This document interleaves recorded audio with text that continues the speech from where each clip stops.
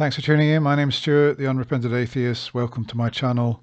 This is a video where I'm going to just have a bit of a fairly meandering and random chat about various videos I've been uploading, comments I've had, and other issues. I haven't got any plan in front of me, so I'm just going to talk and see where it goes. I might start to ramble a bit, so be warned. If you're not somebody who's used to listening to me, then maybe this isn't the video for you. So obviously, those of you who've watched many of my videos are probably wondering, where did I get this backdrop behind me? Yeah, so okay, I'm not sitting in my flat. I normally make videos in my flat. It's the Easter weekend, and I'm spending the weekend with somebody. She's gone out this evening to be with some friends. She's coming back later. And in the meantime, I thought I would just take this opportunity to make a couple of videos. So here we go. First of all, I've uploaded a video which unfortunately YouTube have flagged, and they have said that it is not suitable for full monetization. I've asked them to do a human review because obviously they use robots to analyze a video when it's uploaded to see if it's suitable for their advertisers. I don't know, except for one reason, why they would think this particular video is not suitable, because it's just a review of a call that Matt and Magic Skeptic took from somebody who called in to discuss the Kalam cosmological argument. Matt got angry at the end. He called the man names, and he used the F word. It's quite possible that YouTube picked up on that, which seems a bit strange because you would think that all of the line programs Matt is swearing and that Jimmy wouldn't get any monetization. So I've got no idea why they've picked up on this. If it's for the swear word, I don't know. They'll have to listen 17 minutes into the video if they want to find that out. But I'm hoping that they will allow full monetization on that, because contrary to what many people believe, the videos that I do actually take quite a bit of work putting together. I get a lot of comments from people saying, oh, you're a parasite, you know, you're making money out of other people's hard work. And no, it's not true. What Matt does is he sits and takes calls. He doesn't do any prep work, and obviously he gets an income for it, an income which he deserves. What I do is actually harder, because I've got to listen to a 3-hour program, or in the case of recently, 6-hour, a 3-hour program of mostly boring calls, and I've got to decide which call or calls I'm going to use.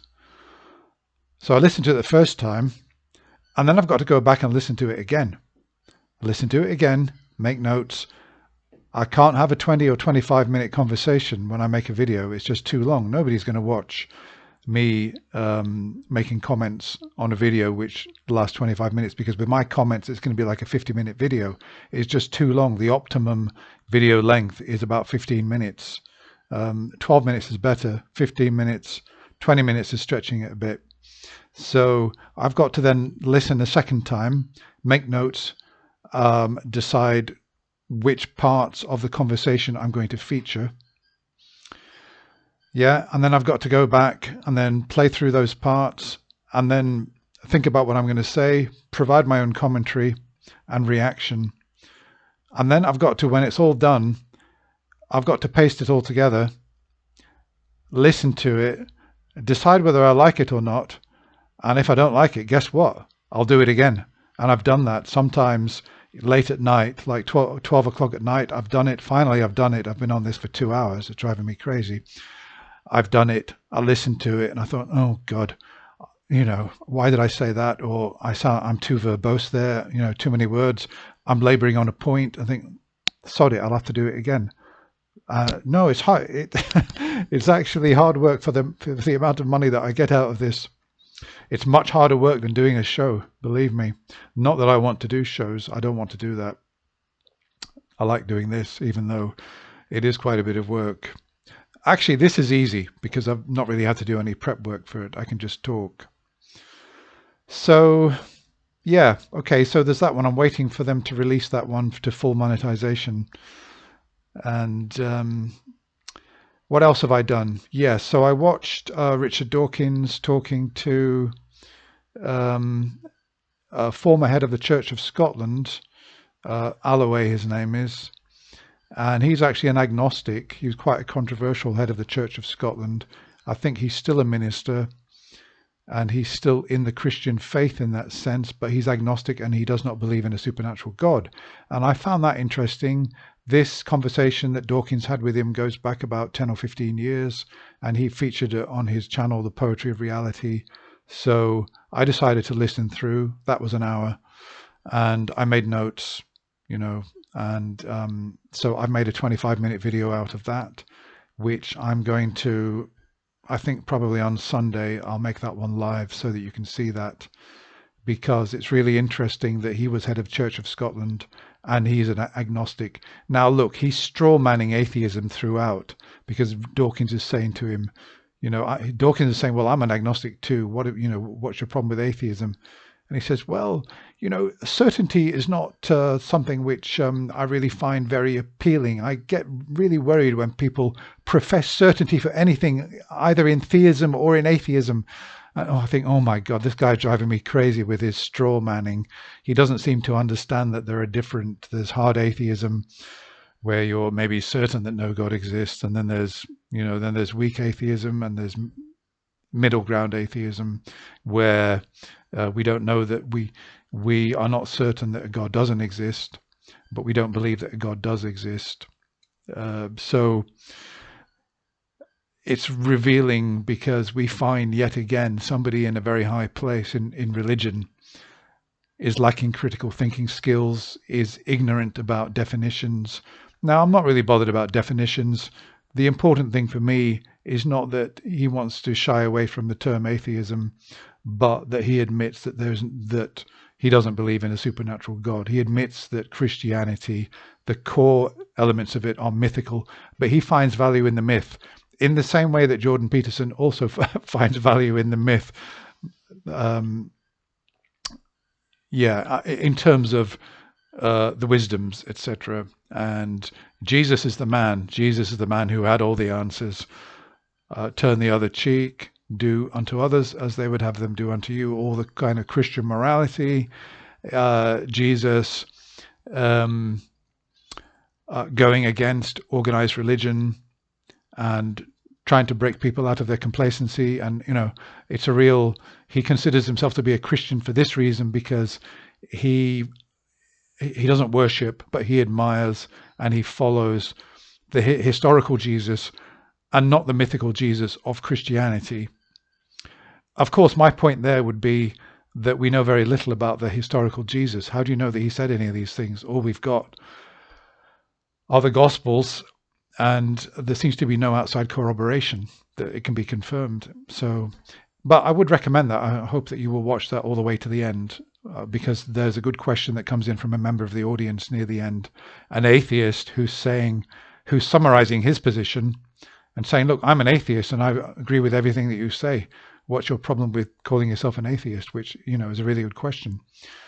So yeah, that was good. And of course, Dawkins is his polite self as usual, but he's using a lot of body language in that video. Like, a lot of the time he's like this, well, I think that, Christianity is not really necessary if you don't believe in a supernatural God. I don't quite see the point in it. And then later on, when he's talking with a member of the audience, when this Alloway is talking with a member of the audience, Dawkins is there like this. His body language is saying, you're talking absolute bullshit, and I'm in a superior intellectual space compared to you, which actually I would agree with him. So what else have we got? Yeah, I did the video on the Massachusetts Institute of Technology science professor, conversion from atheism through to theism. I've since discovered a few things about her, or at least somebody commented that she wasn't brought up as an atheist. She went to university. She got in with the elite Christians, somebody that she particularly admired, maybe fell in love with, this guy who happened to be in the Christian Union or whatever it was in this university. And it looks like it was more, she wanted to hang out with the elite Christian set. And maybe socially it was a good thing, romantically too. And eventually she persuaded herself that, well, okay, I can take on board all this Christianity. in return for the benefits which I'm going to get. Now, that's not how she explains it in the video that I do. Her position is that, well, you know, you hard materialists, you scientists, all you in scientism, you know, you assert that there's nothing outside, there can't be anything out of outside of the material world, and for you it's a closed book. And I think that there are tools other than science by which we can discover truth. So she's going down this route. And she's also going down the route of saying that, for example, I don't know for certain that the Holocaust happened. I can't be certain about that. Yes, there is evidence, but and because I can't be certain about that, I can believe in a supernatural God. I mean, this is the crazy kind of reasoning that she's using. And so I provided commentary on that.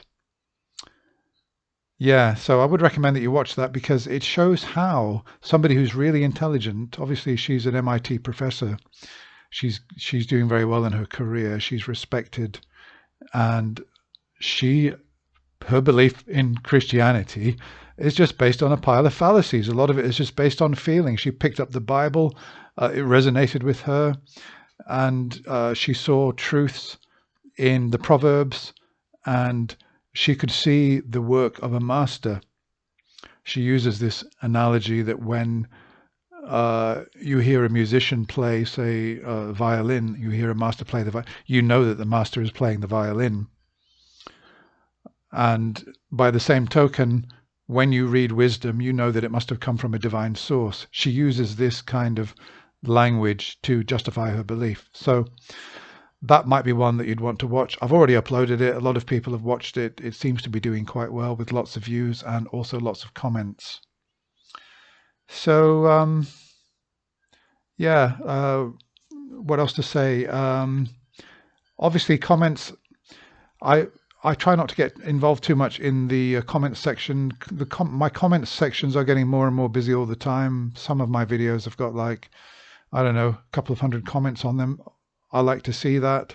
It seems to be mostly, there's a lot of friction, of course, between atheists and theists, and that's okay. I tend to find that on the whole, theists are a lot more condescending, but I expect that, and it doesn't really worry me too much. There's a guy at the moment, let me just see if I can identify him. What's his name? Yeah, okay, so he goes by the username of, yeah, this is a shout out to you if you're watching, John -FI5IK. He leaves on my channel dozens of comments every week. He's obviously a Christian, and for example, he believes that the Turin Shroud is good evidence for Jesus. I mean, just to show you where he's coming from. Look out for him. I don't bother getting into any conversations with him, but he's got 0 subscribers and he's got absolutely nothing on his channel. So obviously he uses his ID just simply to, it looks to me like, post nonsense, Christian nonsense on atheist channels, but that's okay. It helps me in the algorithm anyway. Who else is there? I've got some others which, I mean, I've got some Christians who are quite, you know, polite, but at the same time, they're kind of a bit snarky and condescending at the same time. They try to sort of disguise their hostility, shall we say. They try to disguise it, but they can't always disguise it. They can't always be, no, civil's the wrong word.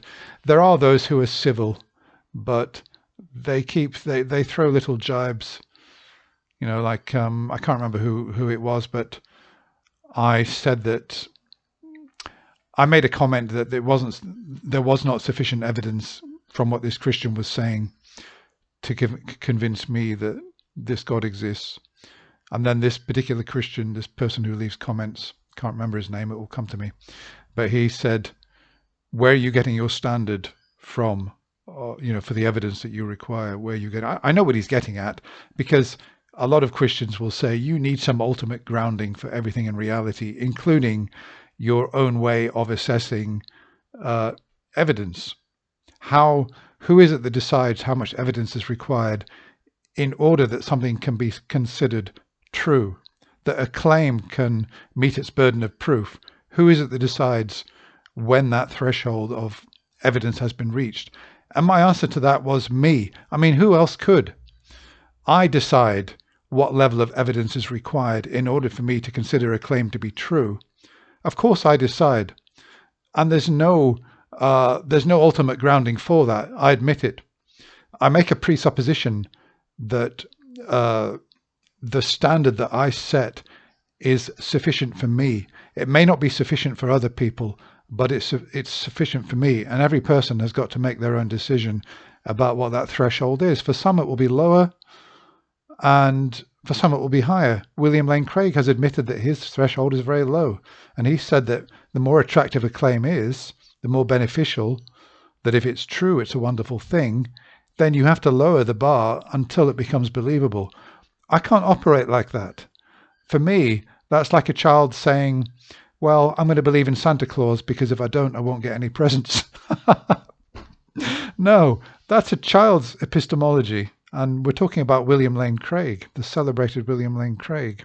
So yeah, I decide what my threshold is, and everybody does. And Christians out there, for some Christians, it's enough to pick up the Bible and be inspired by the words, and that's their threshold, and that's fine.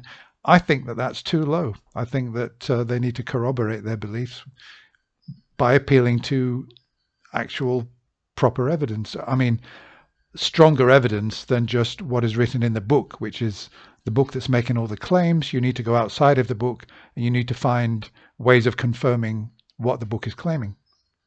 So, okay, I think I'm going to leave it there. And okay, I know that I'm an atheist. I know that it's Easter weekend. I know it's Good Friday. And what can I say? What am I going to say to you guys? Happy Easter. Well, I know that Aosta is the pagan mother goddess of the earth. So it's a really bizarre kind of festival that Christians have taken this paganism. We've got the Easter bunny, we've got Easter eggs. These are all pagan symbols, and yet it's used to celebrate the passion, the resurrection of Christ. It's a really, well, okay, no more about that. Well, look, thanks for watching, and I hope you enjoy my uploads. I look forward to your comments, and I won't say happy Easter to you, but I hope you all have a good weekend. Bye for now.